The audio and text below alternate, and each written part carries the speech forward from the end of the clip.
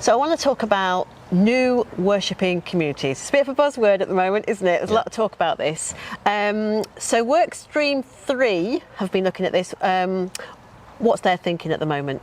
New worshipping communities, yes, it's a bit of a buzz phrase, but it's a buzz phrase that comes from the National Church.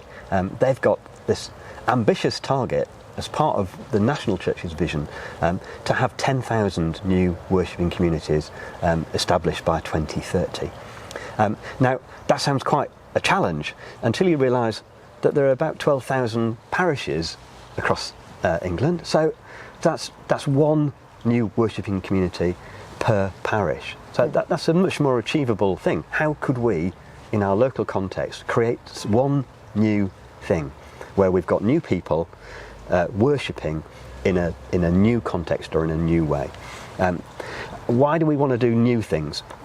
It's not to say that old things are bad or old things are wrong. It's just that we need to engage with people who aren't used to being in church, have no contact with church.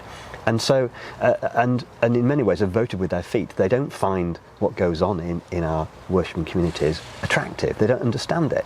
So we need to find new ways in which we can engage with those people. And new worshipping communities give you an opportunity to build the whole missional pathway. It's another buzz phrase. How can we listen to people? How can we understand their needs? How can we help them encounter us as people? How can we start to love them and bless them? How can we build community? How can we make them feel that they belong? How can we talk to them about Jesus? How can we talk to them about the good news? How can we help them encounter spiritual things so that they come to a point where they might believe? And then how can we then help disciple them, help them grow in their faith and the way in which they follow Jesus? How can we help them behave effectively? That whole process, we're quite good at various points of it, I think, across our various churches, but there are key points where those things don't work very well. And we're not very good at listening to our local community, and we're not very good at introducing worship and faith elements into many of our situations where we already bless and help people belong.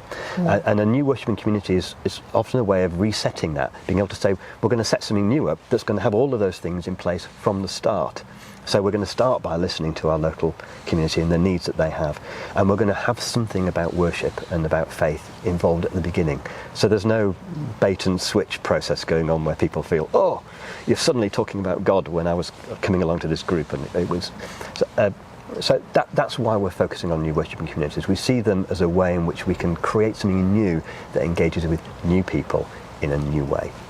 And I guess that we're back to praying, looking out of the window again. Yeah, it's all about listening to God, listening to ourselves as well. What are we noticing? What's on our hearts, and listening to the people in our local community. They have needs, and one of the ways we can present the good news is to bless them and help meet their needs. It's one of the 5 marks of mission is to tend to the need of people in our local community.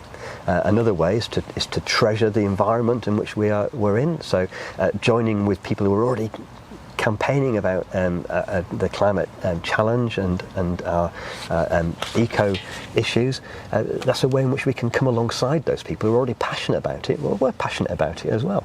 That joins us in with the needs and the fears and the concerns of our local community.